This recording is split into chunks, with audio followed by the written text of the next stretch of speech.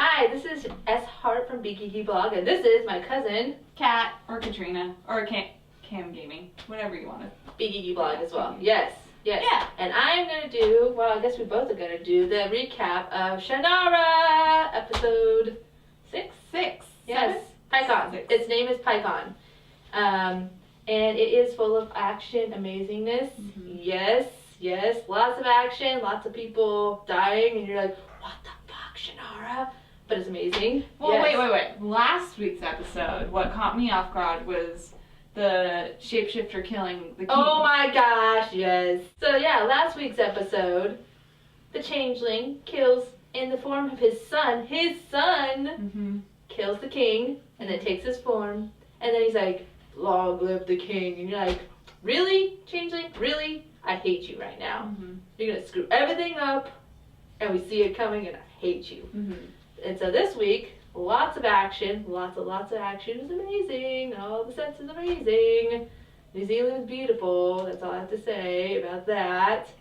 And so, the episode starts with a very steamy scene with Amberly, and you start to see she goes with Will to this playground, and they're just making out and everything. You're like, so sweet. It's so sweet. You're like, all those fans for Amberly and Will? Yes. Yeah. You're like, yeah, go for it, Amberly. Yeah. I don't like the Eritrea, but it's okay. And then you find out it's just a dream or a nightmare given to her by the Dagnamore, who's kind of a jerk. He's like, yeah, I'm going to mess with your head. I think that's going to kind of happen a lot. I think he's going to get in everyone's head. The more and more I think so too. people coming out. It's dangerous. Yeah. It's Yep. evil. He's evil. I hate him. He does something that we'll get to later that I hate. Oh. Yeah. Okay.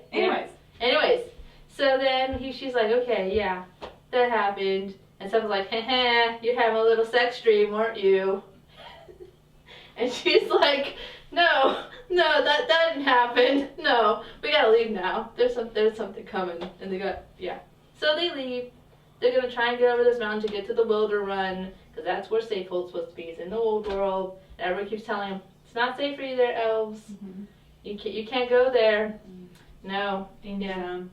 So they're trying to get to the Wilder Run, and there's a couple different ways you can get there. Just around the mountain, which takes 6 days, and then there's this pass that is guarded by an elven fortress, which everyone thinks is a myth, but Cephalon is like, no, it's not a myth. No, we're gonna go there because my parents died in the dungeon. I know it's there.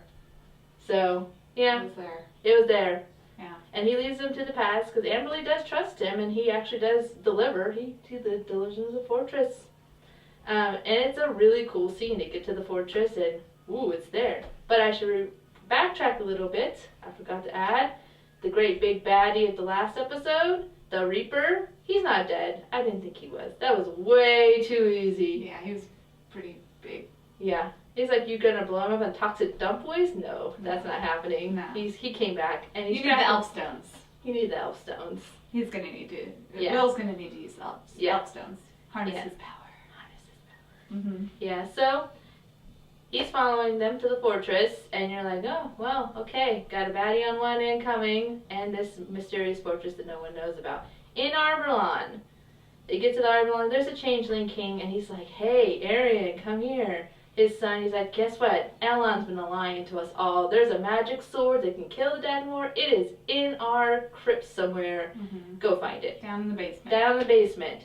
He's like, I always knew that Alanon was lying. So to me, though, what got me was how easily their relationship. He didn't question his relationship with his father, the king, at that point, because he was being pretty lovey with his son, you know.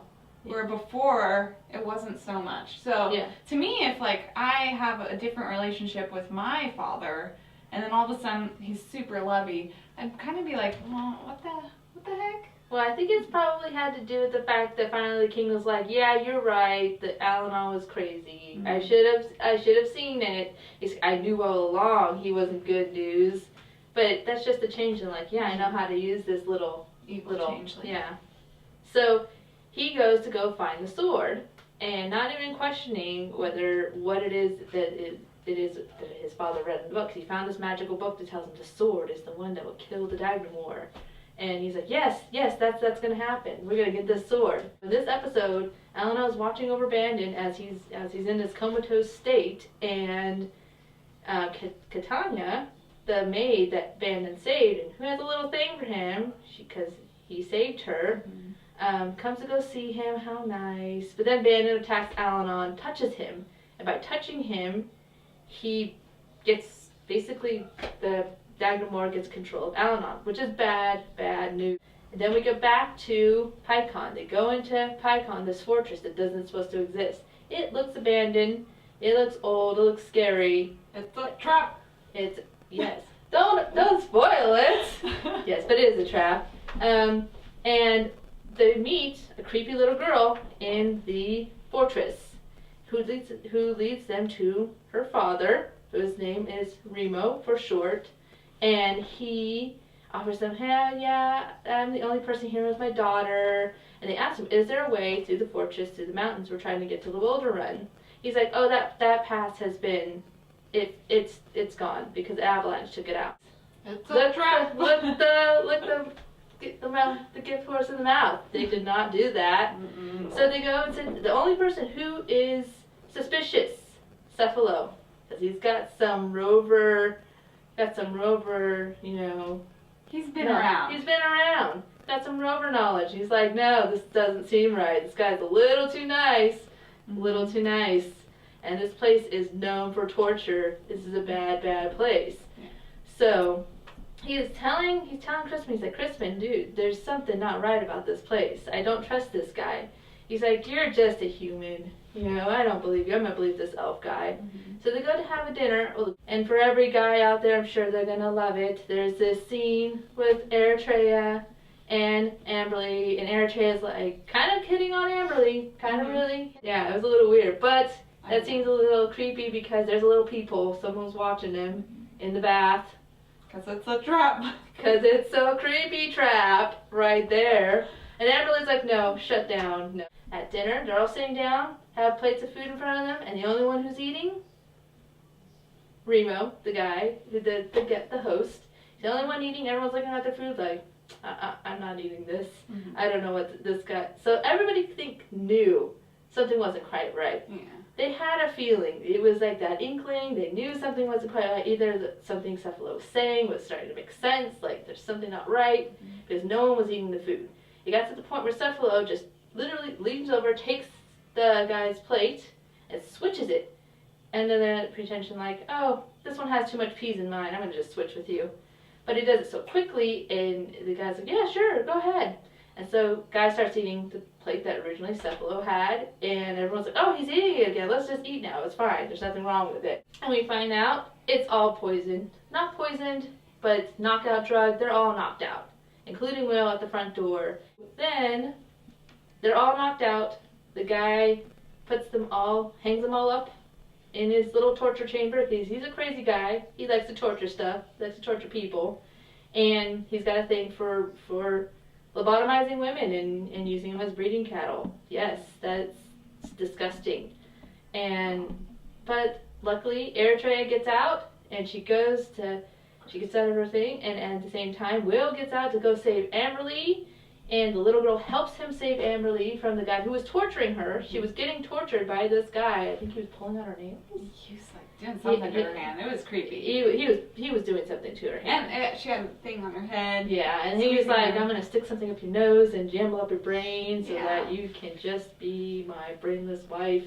Awful. Yeah. Will saves her, and Will and Amberly have that tender moment together where they kiss each other, and that's when Eritrea walks in, and she's like, What is this? What is this? Well, she didn't do that, but she had that look on her face, like jealousy. Yeah. I think she knew it was gonna happen though. Yeah. I had to. Yeah, she could see it coming, you know, and kind of Cephalo is kind of like in another scene you'll find out later. He does it too. So they go to escape, and as they're escaping, of course the Reaper comes and attacks them in the castle, just as Will predicted. What did you know? That Reaper got into the castle. And they find a pass. They go to take it. It's like a zip line across. And of course they're trying to fight, and Cephalo and Eritrea go first. They go over the pass, and Eritrea's like, we're going to send it back to them. He's like, no, we're going to cut the rope. Screw these people, demons coming. And she's like, no, we're not. She gets back on. She goes back over the pass for Will and Amberly. And you see that Eritrea is growing. This time you're starting to see that she can be loyal. She went back, and demons right there, and they're trying to go back across, and the episode ends with Cephalo cutting the line. They all crash. We missed a really important part. Yeah. Now, that's just for their story. That's not for the rest of the stories. The worst part, that it better not be what it is. But you can go ahead and Yes. So, back to Al-Anon. Al-Anon's story. Al-Anon comes to confront the king, to talk to him. It's like, hey, we've got some things going on. And he sees that open book, and he's like, what is this open book here? That sword? What's this sword? And Arian questions him. He's like, you said there was nothing that could kill the Dagnamor. Here's this sword we found. It can kill Dagnamor. He's like, that sword can't kill the Dagnamor. That thing is evil. Like, it's bad news. Why did you take it out of the crypt? He's like, you're a liar. And so on the orders of the king, he stabs Al-Anon in the back. And Al-Anon just vanishes. So he stabs him once in the back, and Al-Anon, surprised, comes around and stabs him in the front. And he just vanishes. And we're just like, what? They killed my man. No, yes! He can't be dead. He can't be. No. This better not be a red wedding. It better not be a red wedding. Yes. No. I don't think he is, though. Yeah. I don't think he is. I hope not. Yeah. You just never know anymore with these shows. It's because of Game of Thrones. I know. Everyone dies! That's what I'm saying in this episode. A lot of people die. Lancer runs away, gets on a horse, runs away. Ander and Tilton are fine, but he gets away. But later on in the episode, he comes back, and he's like, we have to work together. This is worse than you think. I finally saw for myself how bad it is. And so he leads them to the break line, and that's how the episode ends. They get to the break line, they look over the edge, and there are thousands of demons down there. Thousands and thousands and thousands of them. And basically, Anders like, oh crap, we are doomed. We are so screwed right now. And that's how it ends. So it ends with Eritrea's group, or should I say Amberly's group, following into the pit. The demons, thousands of them gathering at the break line for this great war that is coming. And Al-Anon being stabbed and disappearing in fire. I hate it. Yes. We saw it, we're like, no. Anyways, so that's the end of the recap. For Shannara Chronicles.